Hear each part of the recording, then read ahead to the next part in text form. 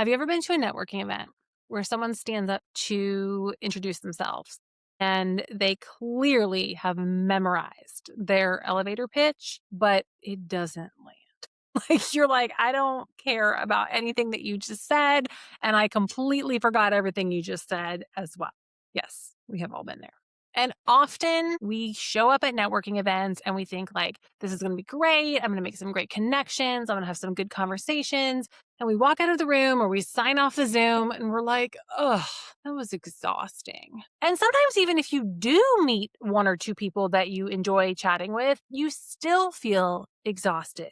And so then you're thinking like, why am I even doing this? Is networking even helping my business? What is the point? You are not the only one who feels that way. And so today I want to talk about how to make networking fun again and finding rooms that support your growth and your energy. Marketing can be heavy. It can be draining. And networking being one of the pieces of marketing that can be draining and heavy, I want to talk about how to make it not feel that way.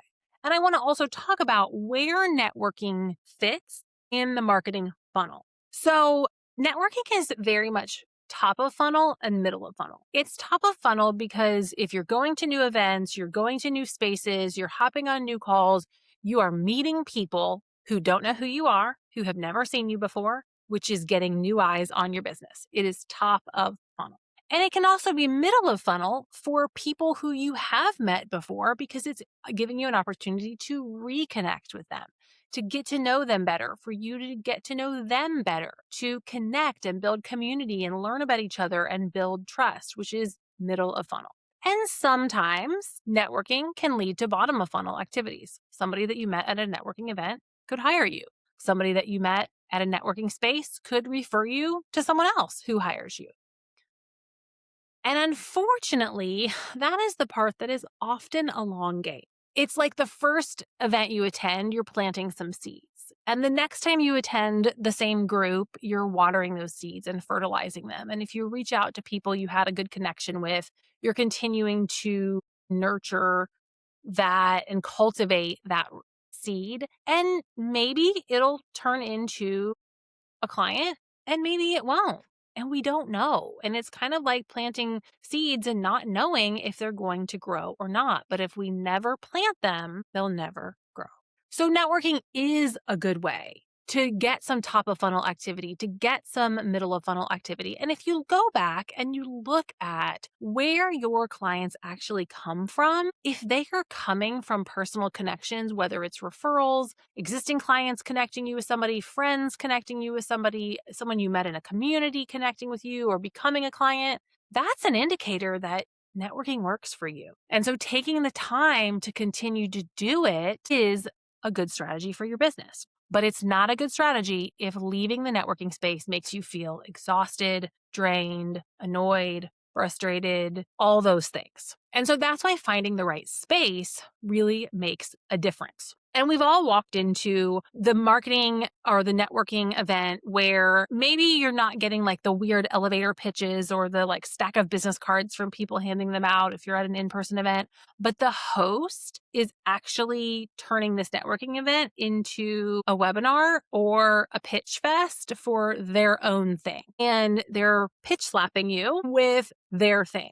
And while as a host, you do have networking events to grow your network, to grow your community, and you do want to use that as an opportunity to connect your community to your offers, it definitely should not be the first thing or the most important thing that happens at the event, because the important thing is the connections and the community and the actual networking. And there are some networking communities that feel so incredibly transactional because they will even have quotas on how many introductions you need to make, how many leads you need to give to fellow members. If you all have never been to one of those, send me a DM. We'll have a conversation about when I went to one of those networking events and was immediately like, never again. And if you have been to one, I want to hear your experience too. And while those events absolutely can work for some business owners and some types of business, that is not for us. As we say to my little cousin about things that we don't align with, we say that's not for us. But networking and community can be for us in the right rooms. So what do you want to look for when looking for a networking space? Well, I'll give you my list. Number one, a host who I align with, I connect with, I have a good relationship with. And maybe that's not the actual host. Maybe it's a friend who's invited me into a space that they've been to and I don't actually know the host, but my friend or my connection who's invited me, I know and I align with. That immediately is like, okay, this could be a good opportunity to go to.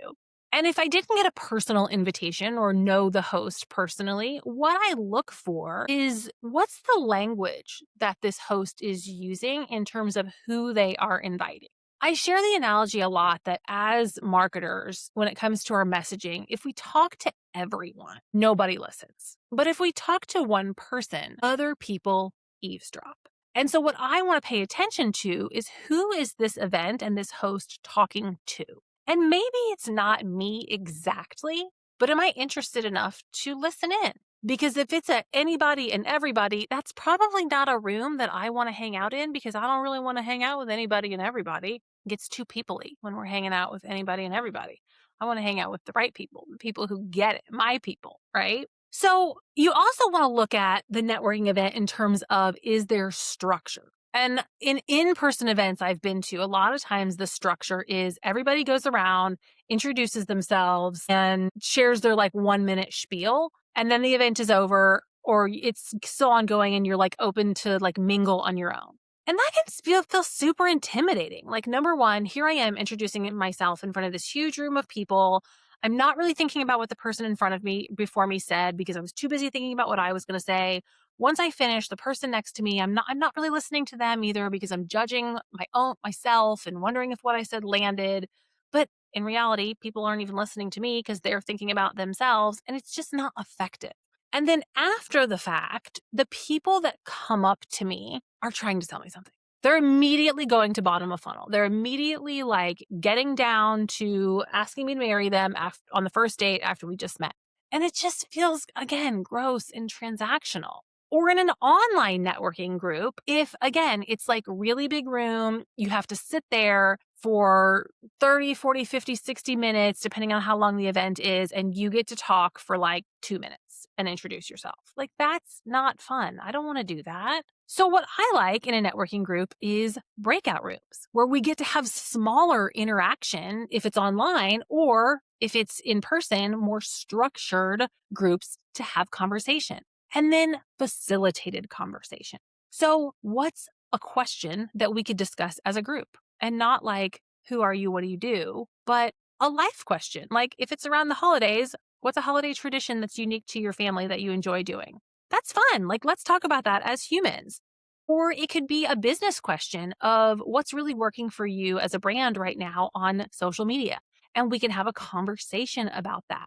So, yes, I know we all roll our eyes at icebreakers, but no joke, I'm the queen of the icebreaker. I actually really like icebreakers because I know that structure gives people a vehicle to connect and it makes connection easier because connection is what is going to fuel your community and your community is going to help you grow your business. So all that being said, it's why I created the Marketing Mixer. It's why I host a networking event. And I'll give you a little bit of backstory and the behind the scenes of that event. So I started hosting the Marketing Mixer in November of 2024. I did the seasonal social media mixer and it was like a holiday party. We talked a little bit about what was happening in social media and tactics and trends. And I did some like teaching and a workshop and we did breakout rooms. And the feedback I got was amazing. I actually, if I remember right, I think I might have even hosted it 2 times in one day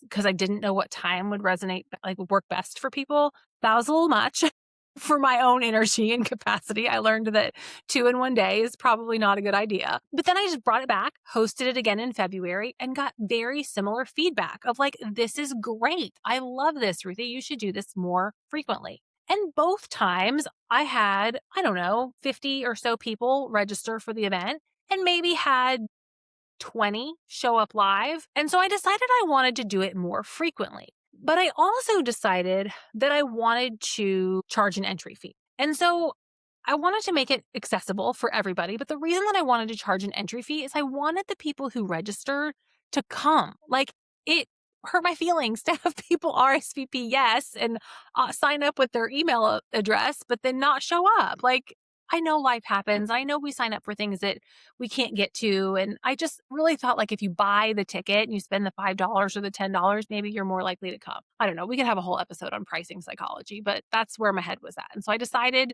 I was going to charge for it. And it was going to be $10 a ticket, or you could buy tickets for the entire year, 6 events for $30. And I maybe sold over the course of the year like 30 tickets between individual or all access passes. But by the end of the event, the end of the year, I was having like total transparency here, like 2 or 3 people come to each networking event. And so it was no longer feeling like a networking event. It was feeling like just catching up with the 2 or 3 people that came every 6 weeks, which was great, but it wasn't serving the purpose that I wanted it to be as far as networking and giving us an opportunity to expand our audiences, our networks, and connect with a community of people. So I could have scrapped it. I could have said, no, we're not doing this anymore. Never mind. But instead, I decided to bring it back free. And we're going back to the anybody can come, no charge. I hope if you RSVP, you actually come. But if lifes and you can't come, I get it.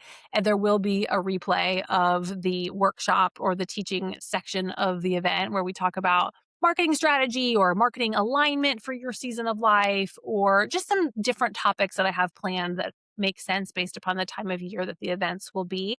And to be totally transparent, again, because that's what I like to do here is give you the real scoop. This is an experiment and it may or may not work. And it may or may not contribute to the health of my business. It may lead to a client. It may lead to somebody coming and introducing me to a future client. It may be somebody who sits in that room and says, yes, I'm ready to outsource my marketing and I am going to hire Ruthie in the corner office. But I had to really sit and decide and work through the strategy of where does this fit in my business? What is the job of this networking event in my business?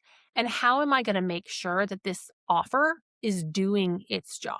And so there was a lot of thought behind that and a lot of work around the messaging and the actual content of the event and what we're going to do in the event. And how do I make sure it's valuable to those who come, even if they never become a client of mine? That's okay. And so I share all of that because I've had some conversations with some other founders who are like, I've thought about a networking event or I've thought about a free community as a piece of my business, but I just am not really sure. And so the questions to ask are again, like, what is its job in your business? What is its job in your customer journey? What job is it doing in terms of how it serves the audience? This podcast is free to consume. My content on Instagram is free to consume. So I have to give those things a job because they do cost me time and energy to produce. And so I have to be really clear about what is the intent of this offer in my business ecosystem. So if you have questions about hosting a networking event or you want to talk through it, I love brainstorming on this stuff. So send me a DM on Instagram and let's talk about it. And if you're like, well, I need to go to the marketing mixer, Ruthie, this sounds amazing. Yeah, you need to be in the room. I definitely want to see your face on Zoom. The next one is on February 19th. You can register at theconsistencycorner.com/mixer. And we will host them quarterly. And so I hope you're there. I hope you bring a friend. It's going to be fun. I promise. My icebreakers are not cheesy. They're actually very fun. And everybody tells me that I could have been a cruise director or an activities director in another life. And I bring that energy into our networking space. And we also talk a little bit about, like I said, marketing and marketing for your season of business, your season of life, and marketing strategies that align with your capacity as a busy business owner with a full plate. So I'll see you on February 19th, and I'll see you again in the next episode. Thanks for being here.